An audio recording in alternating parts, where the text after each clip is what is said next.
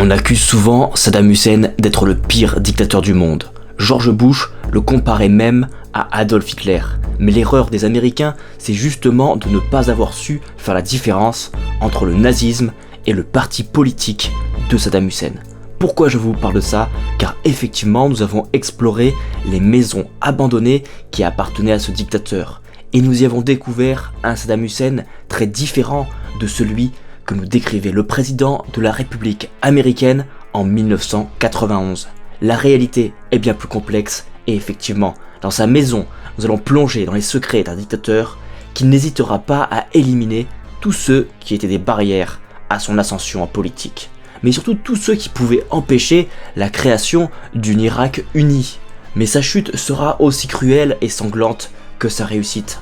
Et cette immense fortune qu'il amassera dans ses heures de gloire est aujourd'hui condamnée à l'abandon. Nous allons plonger profondément dans cette villa qu'il a habitée pour découvrir le vrai visage de Saddam Hussein. Était-il pire qu'Adolf Hitler, comme certains le prétendent, ou au contraire, avons-nous, dans notre opinion, une vision caricaturale de Saddam Hussein qui ne correspond pas à la réalité? Quels sont les mensonges qui l'ont visé et quelle est la vérité sur ce personnage controversé? Nous allons rentrer dans les coulisses de la chute d'un dictateur dont le pouvoir ne tenait en réalité qu'à un fil. Avant de rentrer au cœur de cette exploration de la villa abandonnée de Saddam Hussein, il faut nous plonger dans le destin politique de Saddam Hussein. Mais surtout comprendre ce qui animait cet homme de l'intérieur, comprendre sa psychologie et surtout dans quel contexte il a réussi à se faire une place dans un état où la violence était devenue le seul moyen de rester au pouvoir. Car oui, les prédécesseurs de Saddam Hussein étaient loin d'être des enfants de cœur, et ils ont pour la plupart accédé au pouvoir par des coups d'état en tuant par la même occasion leurs concurrents. Et l'un d'entre eux s'appelait Rachid Ali, et pour l'anecdote, il s'allia durant la Seconde Guerre mondiale avec Adolf Hitler en 1941. Il provoqua notamment des massacres contre les juifs d'Irak et il perdit le pouvoir suite au débarquement britannique. On était encore des années avant la prise de pouvoir de Saddam Hussein. Et le pouvoir en Irak continua à passer de dictature en dictature, de coups d'état à des massacres. Chaque clan rivaux essayait d'anéantir le précédent au pouvoir. Et c'est dans ce contexte d'instabilité politique que Saddam Hussein tentera à plusieurs reprises de prendre le pouvoir, avec à chaque fois un échec. Il finira même en prison, s'évadera, il aurait pu être tué, mais un jour, la chance devait lui sourire. Mais avant de s'enfoncer plus profondément dans les atrocités commises par le régime de Saddam Hussein, je dois vous parler pendant 1 minute du partenaire de cette vidéo. Et après cela, nous allons nous enfoncer dans les secrets de cette étrange villa marquée par Saddam Hussein lui-même. Je vais vous parler de CyberGhost VPN, qui est un leader mondial dans le secteur de la confidentialité et de la sécurité. Mais avant tout, je tenais à vous dire que je sélectionne et j'accepte des marques vraiment fiables. Et concernant CyberGhost VPN, ils ont une très bonne note sur Trustpilot. Et surtout, j'ai pu tester leur service de qualité. Mais alors, quels avantages vous auriez-vous à utiliser CyberGhost VPN? Personnellement, grâce à CyberGhost VPN, j'ai pu débloquer plus de 35 plateformes de streaming, dont Netflix, Hulu, Amazon Prime, Disney+. Et grâce à ce VPN, j'ai pu sélectionner des prix très avantageux en choisissant une géographie de mon choix. Et vous aussi, vous pouvez obtenir 40% de contenu en plus. CyberGhost VPN m'a aussi permis de totalement sécuriser mon ordinateur portable sur lequel je réalise mes montages vidéo, notamment en cachant mon adresse IP, mais également en cryptant mes données et en redirigeant tout mon trafic internet via un tunnel VPN sécurisé. Avec CyberGhost VPN, vous seriez invisible sur le net tel un fantôme. En utilisant le lien disponible dans la description, vous pouvez obtenir CyberGhost VPN pour 83% de réduction. C'est seulement 2€ par mois et 4 mois gratuits. Alors maintenant, profitez de cette opportunité, n'hésitez pas à vous inscrire à CyberGhostVPN. Le parti Baas finira par arriver au pouvoir en 1968. Mais ce n'était pas Saddam Hussein qui en devenait président de la République. Lui-même se contentera du poste de vice-président. Mais dans les coulisses, il commençait déjà à diriger le pays. Mais cela ne dura qu'un temps, puisque Ahmad Assaï démissionne subitement pour des raisons de santé. En fait, Saddam Hussein aurait fait pression pour avoir tout le pouvoir entre ses mains. Et c'est chose faite. Saddam Hussein peut devenir le président et installer toutes les réformes qu'il souhaitait. Car oui, nous sommes en dictature. Mais à l'origine, Saddam Hussein propose un programme plutôt modéré. Son but, réunir tous les pays arabes sur une vaste unité. Sa devise est la suivante: unité, socialisme, liberté. Mais en pratique, on ne peut pas vraiment parler de liberté en Irak, puisque Saddam va commencer par purger les généraux en mettant en prison ceux qu'il considérait comme une menace. Il sera fait de même pour le maire de Bagdad. Une agence de service secret sera même gérée par son frère, un homme qui torture facilement pour avoir des informations. La police secrète de Saddam Hussein était en fait partout, puisqu'elle était en lien avec des soutiens du Baas présents partout dans la population qui n'hésitait pas à collaborer. Il était donc impossible de critiquer Saddam Hussein dans son dos, et même dans un pays étranger, puisqu'un ancien ministre de Saddam Hussein, réfugié à Londres, sera assassiné par la police secrète. D'après certaines rumeurs, la maison abandonnée que nous allons explorer aurait servi à la fois de maison de vacances pour Saddam Hussein, mais surtout de siège en France pour sa fameuse police secrète. En gros, de cette antenne sur la Côte d'Azur, Saddam Hussein pouvait, s'il le voulait, assassiner des personnes en France qu'il jugeait dangereuses pour son projet. Mais si cette maison fut construite en France, ce n'est pas pour rien. L'État avait de très bons liens diplomatiques avec Saddam Hussein. Et en effet, nous avions besoin de son pétrole.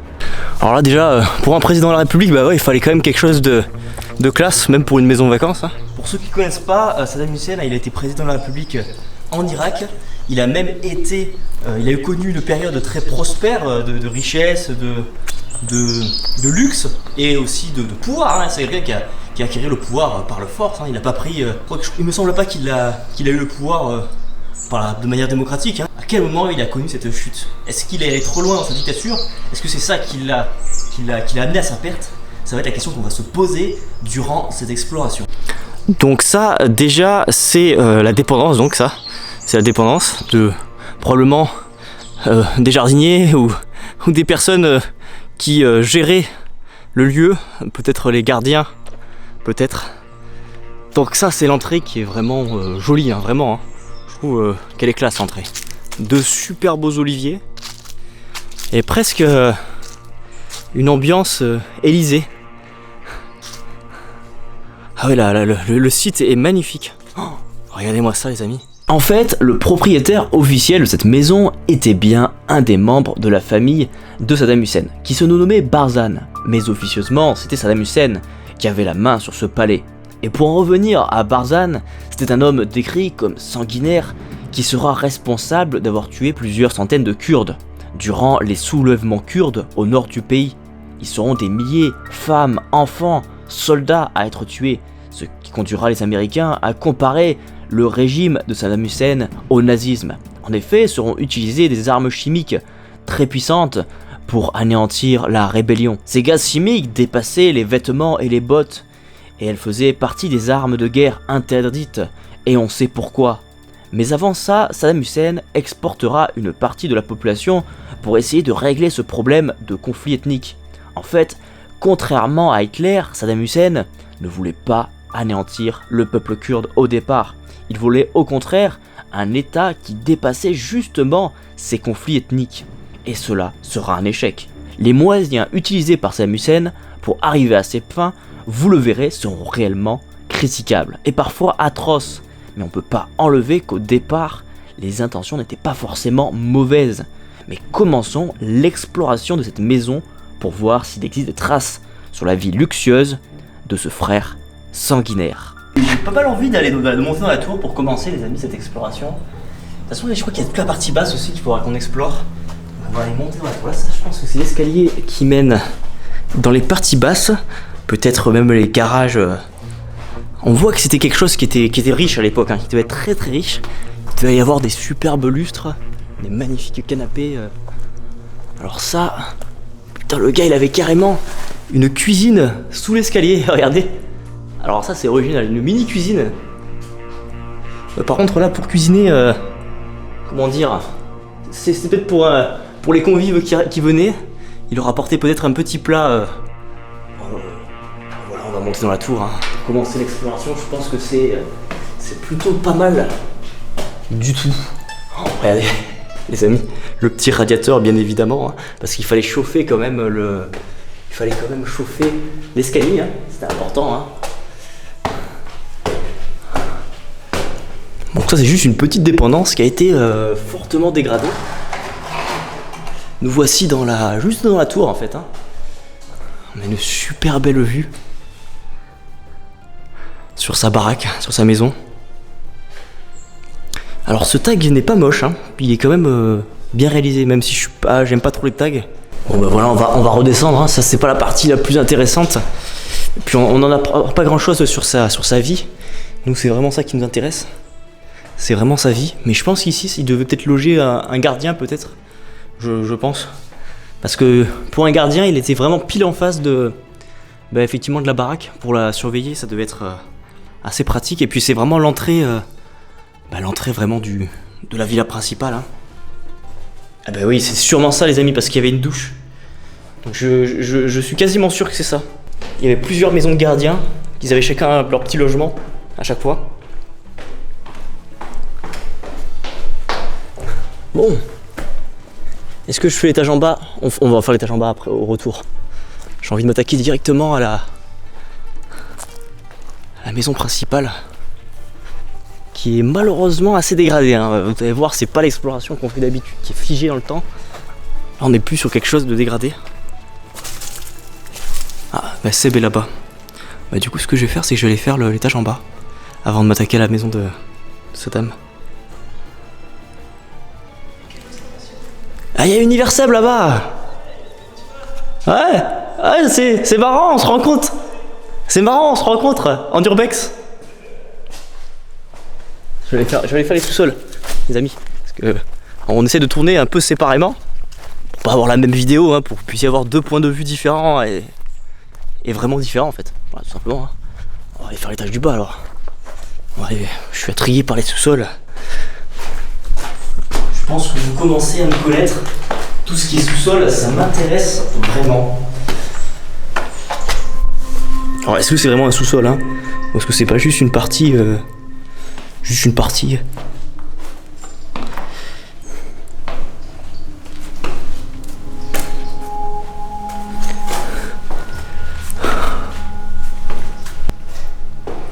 Regardez, je suis sûr qu'il y avait une statue à cet endroit. Là, il va y avoir un petit rangement de vêtements.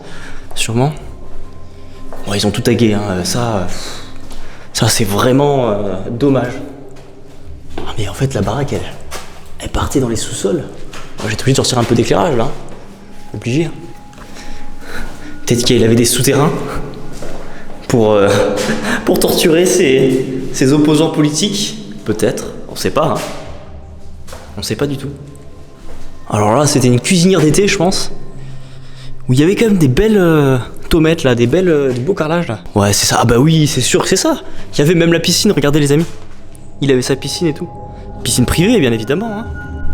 Déjà, faut le dire, quand on arrive, on tombe sur une belle bâtisse qui nous fait presque oublier que nous sommes devant la maison d'un dictateur irakien. Mais en fait, il faut avoir en tête une chose pour bien comprendre Saddam Hussein. Déjà, quand il arrive au pouvoir, il se trouve face à un état irakien complètement divisé. Et clairement, Saddam Hussein va comprendre qu'il ne pouvait régner sans faire couler le sang.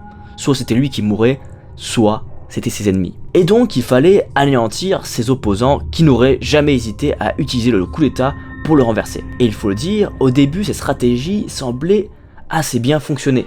Jusqu'à un événement historique qui va bouleverser ses plans. La révolution islamique en Iran. Et en effet, l'Iran incitait à des soulèvements en Irak pour faire tomber Saddam Hussein. Et cela, le dictateur ne put l'accepter. Alors il fit une offensive éclair en Iran, pensant qu'en quelques jours, il réglerait la situation. Mais la guerre perdura pendant 8 ans, faisant véritablement des milliers de morts. Saddam Hussein était tombé dans la gueule du loup, l'offensive s'inversa, et malgré les nombreuses demandes de paix de Saddam Hussein, l'Iran était déterminé à continuer cette guerre. Il faudra finalement l'intervention militaire américaine à cette époque, alliée de l'Irak, pour mettre fin à cette guerre qui, comme nous l'avions vu, s'enlisa pendant 8 ans pour que finalement aucun État y gagne après plus de 800 000 morts. Mais en réalité, Saddam Hussein était le grand perdant puisque le peuple irakien était maintenant divisé et une partie des chiites avait désormais plus confiance en lui. Mais replongeons dans cette exploration qui va peut-être nous apporter des éléments de compréhension sur la chute de Saddam Hussein. Bon, on va continuer cette exploration qui commence déjà de façon intéressante. Bon, je vous dis pas les serpents qu'il y a là-dedans.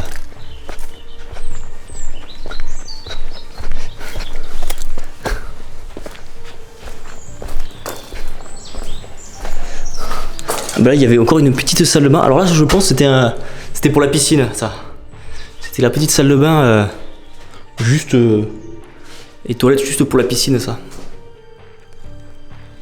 Ouais, il avait sa petite douche aussi pour se rincer. On sait pas, il y a peut-être... Ouf, j'ai eu peur. C'est mon sac, je crois, qui a fait un coup. L'impression qu'il y a des sous-sols. Alors regardez, encore une autre dépendance. On va aller voir, les amis. Dépendance. Ah, il y a plein de dépendances. À chaque fois... Ah, mais là, c'est génial. C'est carrément dans la roche. C'est marrant, ça. Que ça soit pas si peu dégradé, en fait. C'est vraiment marrant. C'est magnifique.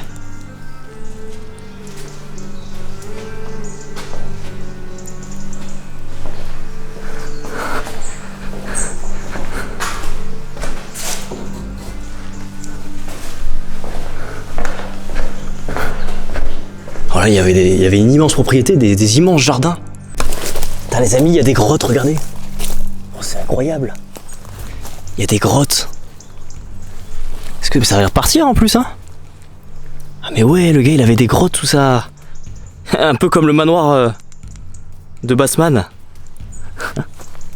Regardez. Là aussi, là où il y a une grotte. Avec une arche en pierre.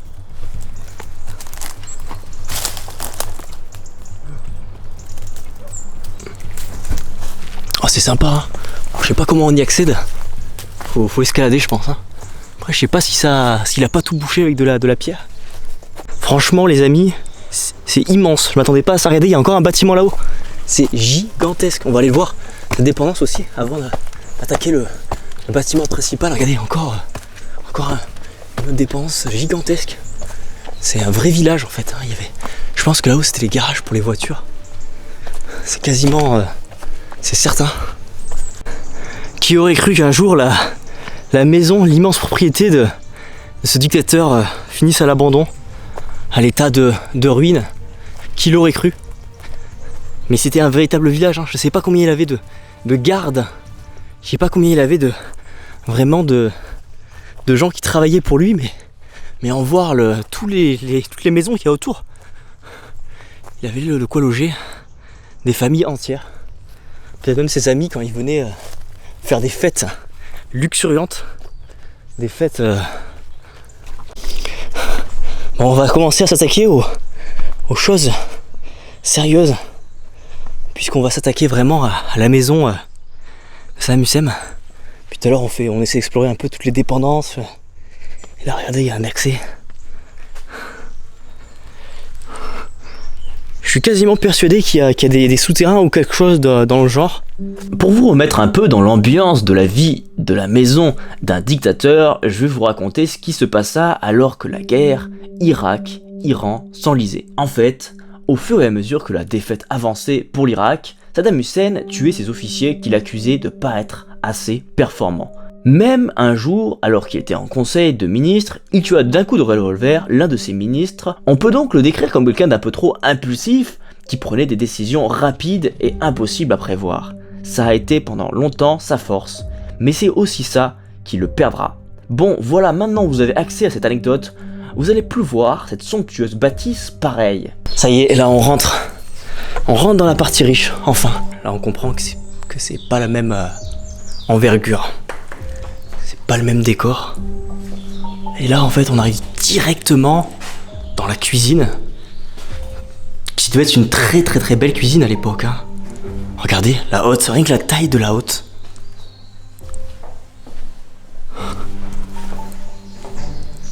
Oh, j'entends du bruit. Je sais pas si Seb est toujours là. Au vu de la baraque, je vous dis les amis, il doit y avoir des caves où j'en suis quasiment persuadé. Ah ben voilà. Alors on a ce qui ressemble à... Oh, la porte elle est fermée. Oh merde, oui. Ah non, ça va pas plus loin. Ah, c'est fermé.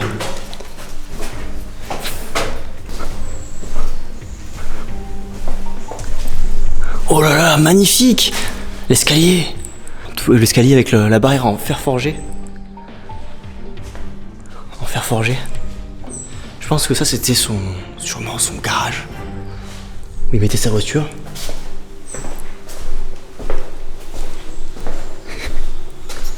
Qu'est-ce que c'est? Alors ça les amis, ça c'est important. Dans un lieu comme celui dans lequel nous sommes, il y a souvent des coffres-forts. Et je vous laisse regarder la taille du coffre-fort. On peut presque faire entrer un humain dedans, tellement il est grand. Tout ça il l'a payé, il se l'est payé avec sa dictature. Voilà, c'était sûrement très beau à l'époque, hein. Aujourd'hui on n'arrive pas à en fait réaliser ce que c'était avant. Vraiment, on n'arrive pas du tout, hein. Bon là c'est vrai que ça paraît juste un couloir, mais il faut imaginer, il y avait des moulures là au plafond, on les voit encore. On les voit encore les moulures. Regardez, là il y avait des moulures comme ça. Tac.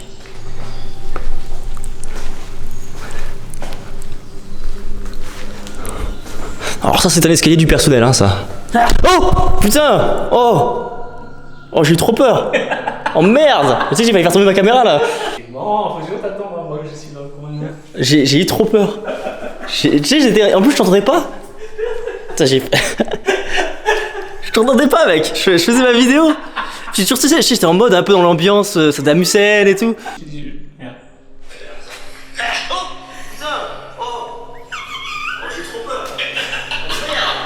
Et j'ai même ta gueule en plus. Ouais. Quand je regarde des documentaires sur Saddam Hussein, on voit beaucoup sa partie violente, sans trop comprendre d'où vient cette violence. Mais il faut savoir que Saddam Hussein est né dedans. Il a grandi au milieu de la trahison et du danger.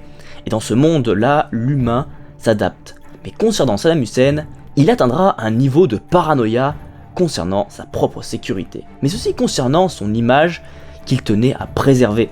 Il se voulait rassembleur, mais tuait sans hésitation toutes les personnes qui se mettaient à contre-courant de son projet d'unité irakienne. Et surtout quiconque empêchait son projet économique, projet qui, il faut le reconnaître, connaîtra une certaine réussite. Car Saddam Hussein réussira à rendre l'Irak à nouveau propriétaire de son pétrole, ressource majeure de l'économie irakienne. Mais surtout, dès le début, il réussira à diminuer la pauvreté et à alphabétiser une partie de la population. Et le positif qu'il a réalisé est très vite oublié, car d'un autre côté, il serait prêt à tout pour arriver à ses fins. Et comme on dit, la fin ne justifie pas les moyens. Ce dictateur, ardent défenseur de son peuple, deviendra au fil du temps ce qu'il combattait au départ. Et effectivement, quoi de mieux que cette maison pour comprendre le déclin de Saddam Hussein, une chute qui sera véritablement violente. Clément, méfie-toi. Ouais, je vais faire gaffe maintenant, je vais être sur mon... Je vais être prudent. Voilà, là on va arriver à la partie, je pense, chambre. Salle de bain aussi, hein. Bon, la baignoire, elle est un peu misérable, hein. Je pense pas que ça c'était pour Saddam, ça. Je pense pas que c'est pour Saddam Hussein.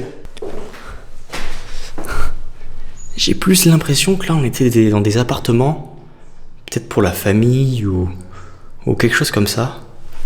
J'ai du mal à voir Saddam Hussein prendre son bain là, non, pas du tout. Vraiment, je le vois pas du tout. Et puis regardez, les amis, ça c'est l'escalier du personnel. Donc là, on est encore dans une partie du personnel. Alors, encore un coffre-fort. Non, c'est pas un coffre-fort. Là, c'était des... Ah oui, il y avait tout un système avec des boutons. Oh merde, j'ai appuyé... Ah, voilà, une salle de bain qui commence à avoir du style. Alors là c'est possible que...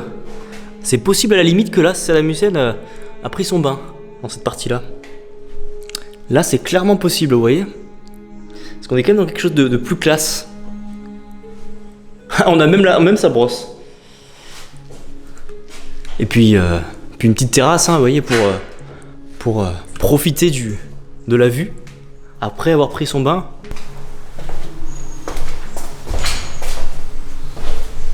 On va aller voir par là aussi, hein. Cette maison, elle est immense par contre, hein. Elle est immense. Voilà, là on repart, partie personnelle. Là on repasse. J'aimerais savoir vraiment quelle était sa chambre. Après, c'est pas non plus d'une richesse absolue, hein. Il y a quelques jolies moulures dans les pièces. Mais bon, mis à part, je dirais, la taille de la maison, pour le reste, c'est pas non plus excessif, hein. J'ai vu pire, hein. Aujourd'hui, dans les dictateurs actuels, hein, je dirais pas qui, mais il y a largement pire, hein, en fait, hein. Mais je pense qu'une partie des moulures et des richesses ont été enlevées, en fait, simplement. Ça a été pillé intensivement, quoi. Ça devait peut-être être beau à l'époque, hein. Alors voilà, là oui, là on est dans une belle partie. Là on est dans une belle partie. Regardez pourquoi. On a de la belle moulure. Ouais. Et je pense que ça c'était pour des miroirs ou même des tapisseries qui n'existent plus. Ouais, donc franchement, si on imagine ça avec des tapisseries, ça devait être classe. Donc là, je pense que les amis, c'était sa bibliothèque personnelle, sa bibliothèque privée, ou quelque chose dans le genre. Ouais, bibliothèque. Et bien évidemment, dans la bibliothèque, il y a un passage secret derrière. Non, je sais pas. Il y a quelque chose là. Il y a quelque chose. Ici. Regardez que comme c'est un truc qui s'enlève, qui se dévisse quoi. Qui avait l'air d'être planqué derrière derrière la cloison. S'il y a des passages secrets ou des choses comme ça, c'est clairement possible, hein. Il ne reste aujourd'hui quasiment rien de la splendeur de cette villa. Autrefois, il y avait des robinets en or, des lustres magnifiques, tant de choses qui furent pillées. Car oui, le jour où Saddam Hussein fut arrêté, les gardiens se seraient tous enfuis pour échapper aussi à la sentence. Et la maison sera squattée et vandalisée pendant des années. Mais comment Saddam Hussein a pu passer d'allié des États-Unis à ennemi public numéro 1? Eh bien, pour comprendre cela, il faut déjà revenir à la guerre du Koweït initiée par Saddam Hussein. Et les États-Unis ont toujours soutenu ces petits États bien plus faciles à contrôler et avec qui il était plus facile de négocier. A contrario, Saddam Hussein était vu comme beaucoup trop hégémonique et incontrôlable. Les Américains vont donc attaquer les troupes de Saddam Hussein au Koweït et en très peu de temps, l'armée de Saddam était en fuite sur une immense autoroute à découvert. Les Américains n'auront pas de scrupule à tirer sur une armée en fuite. Cette autoroute sera appelée l'autoroute de la mort, tellement il y avait de centaines de véhicules qui gisaient là, des chars, des camions, des cadavres. L'armée de Saddam Hussein avait été en grande partie détruite par les Américains. Et déjà on sent que la fin de Saddam Hussein se rapproche. Allez, c'est parti. Oh là là, c'est sympa. Malgré les tags, c'est sympa. Je pense que la vue de là-haut, elle va être plus que satisfaisante. Ça se trouve, sa chambre était tout en haut. Si ça se trouve. Bon, rien de dingue. Des espèces de mansardes avec des cheminées.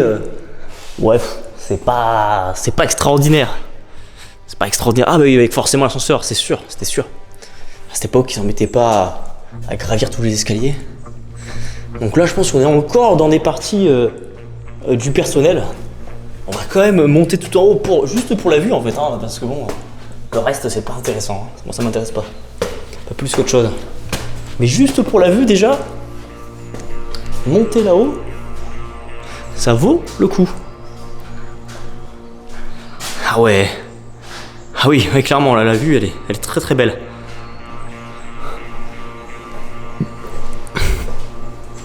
Oh là là, oui. Ah oui, oui. Effectivement, on en prend plein les yeux. Hein. Ça vous permet de découvrir la taille du domaine aussi. C'est-à-dire que de la ruine qui est là-haut, tous les oliviers que vous voyez autour, ça faisait partie du domaine et du jardin en fait, hein, de cette dame. Et là, il y a un truc très intéressant. C'est tout le système de l'ascenseur. Comme vous pouvez voir, le vieux système, hein, avec des câbles, une sorte de puits. C'est en fait, effectivement, alors que Saddam Hussein sentait que sa fin était proche, qu'il tomba véritablement dans une forme de détournement de l'argent des Irakiens. Il fit créer des banques fictives pour voler des millions d'euros. Et cela fait en fait suite à un blocus par les Américains qui essayent de faire tomber Saddam Hussein. Mais le résultat est que finalement le peuple irakien souffre et Saddam Hussein, pour ne pas perdre son train de vie, profite du peu d'argent qu'il reste dans les caisses de l'État. S'ensuit également une grande diabolisation de Saddam Hussein. Saddam Hussein est désormais mis au même niveau qu'Adolf Hitler. Il devient alors, pour le président américain, l'un des pires dictateurs qui ait existé. Le but de cette diabolisation est en fait de légitimer une action militaire en Irak. Effectivement, il est vrai que Saddam Hussein et plusieurs de ses proches sont responsables du génocide kurde. Le but avait été de supprimer cette ethnie sur la partie nord du territoire, région pétrolière de l'Irak. Mais le souci, c'est que l'Irak ne pouvait se passer de cette région qui lui fournissait une grande partie de son économie. En effet, s'il laissait cette région kurde se séparer de l'Irak, c'est l'Irak tout entière qui perdrait une très grande partie de son économie. Ce sont donc des raisons principalement économiques qui ont poussé Saddam Hussein à déporter et massacrer toute une population, et non pour des raisons idéologiques. Donc contrairement à ce que disait le président américain George Bush, Saddam Hussein était réellement pas comparable à Adolf Hitler, bien que les horreurs commises par Saddam Hussein restent impardonnables et horribles. Il faut comprendre qu'en fait, Saddam Hussein a pris ses décisions en tant que chef d'État, et non pas pour des raisons simplement idéologiques. C'est donc véritablement le début de la fin, puisque l'Irak se retrouve désormais boycotté et isolé, et les USA vont réaliser une véritable offensive militaire en Irak sans l'accord des autres États de l'ONU. La France, par exemple, ne soutiendra pas cette offensive et n'interviendra pas, mais il ne faut pas se leurrer. Les Américains avaient en réalité des intérêts à envahir l'Irak et à faire tomber Saddam Hussein. Déjà, ils souhaitaient mettre en place un modèle démocratique à l'image du modèle américain. Mais aujourd'hui, avec le recul, on peut presque regretter Saddam Hussein, car ce qui est devenu avec l'État islamique est finalement pire que Saddam Hussein.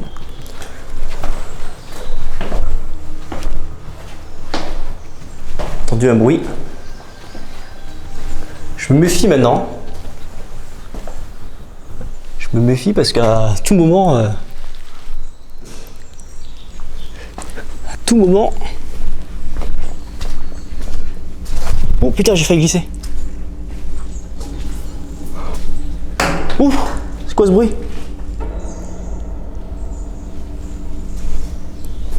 Putain, c'est quoi ce bruit? C'est quoi ce truc? Il y a un caillou là qui a atterri sur le... Y'a quelqu'un? Non mais c'est pas possible, il y a quelqu'un en bas. Je vais aller voir. En plus Seb il est censé être à la maison. Ah,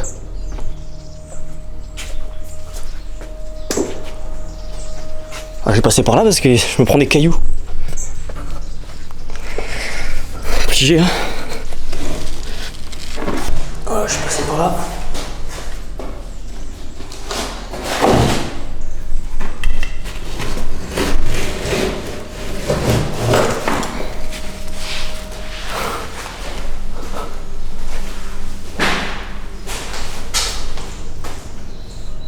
Si vous avez entendu, il y a eu un gros boom. Bon, je vais redescendre. Hein. On l'avait pas vu cette salle de bain. Nous ne savons pas si réellement Saddam Hussein a vécu directement dans cette maison, mais ce qui est sûr, c'est que certains des plus cruels proches de Saddam Hussein y ont habité, et valait mieux pas oublier de leur dire bonjour. Mais revenons à Saddam Hussein. À l'arrivée des Américains sur le territoire irakien, l'armée américaine va pas connaître beaucoup de résistance, et Saddam Hussein ira se cacher non loin de son village d'enfance, dans une cave. Ainsi commence la traque de Saddam Hussein, qui sera finalement retrouvé et mis en prison avant d'être jugé devant une justice irakienne. Visiblement, Saddam Hussein n'avait pas tué tous ses ennemis, ou plutôt il s'était mis à dos une partie d'un peuple qui au début croyait en lui pour redresser l'Irak. Finalement, il sera jugé, lui et plusieurs membres du Baas, pour crimes contre l'humanité, pour génocide, et la peine de mort fut retenue. Il sera donc pendu, lui qui avait jamais été clément envers ses ennemis, périra de la même manière qu'eux. Il avait combattu par la violence et il mourut par la violence. Les Américains croyaient qu'il réussirait à instaurer une démocratie stable après Saddam Hussein. Ils croyaient que l'Irak pourrait enfin réunir les chiites, les sunnites et les kurdes, mais en réalité, ce que Saddam Hussein n'avait pas réussi, les Américains ne le réussiront pas totalement. Bon, pour ceux qui ne connaissent pas trop l'histoire, Saddam Hussein il s'est mis à dos les Américains lorsqu'il était président de la République. Il a été poursuivi, pourchassé. Ils sont partis, ils ont essayé de le faire prisonnier. Et ils ont fini par le trouver dans une cave en Irak. Il se cachait. Il était avec ses proches, il se cachait.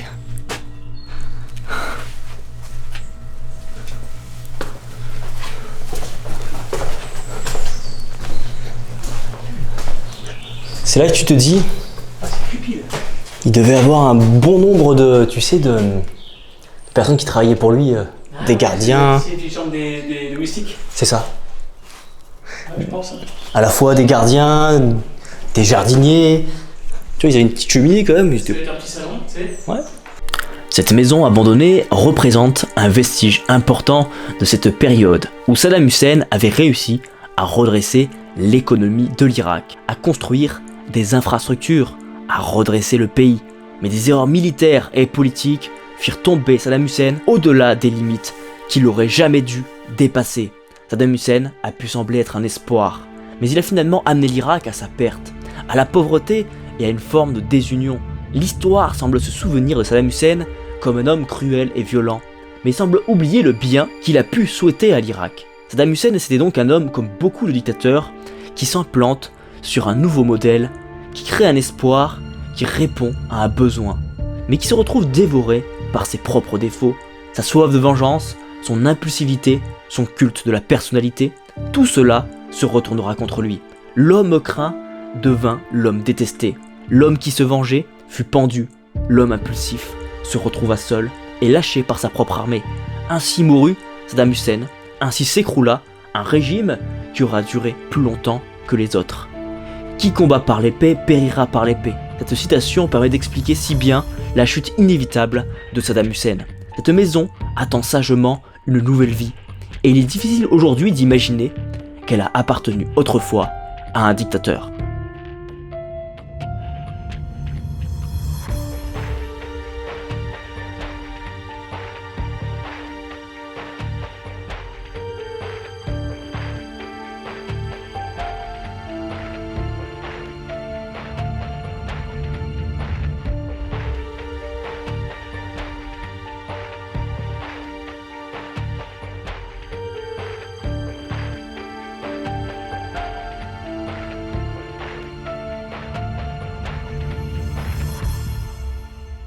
Les amis, n'oubliez pas d'aller jeter un coup d'œil à CyberGhost VPN en cliquant sur le lien et bénéficier de 4 mois offerts et de 83% de réduction. Protégez votre vie privée, débloquez des contenus exclusifs et faites des économies avec CyberGhost. Essayez-le sans risque grâce à la garantie satisfait ou remboursée de 45 jours.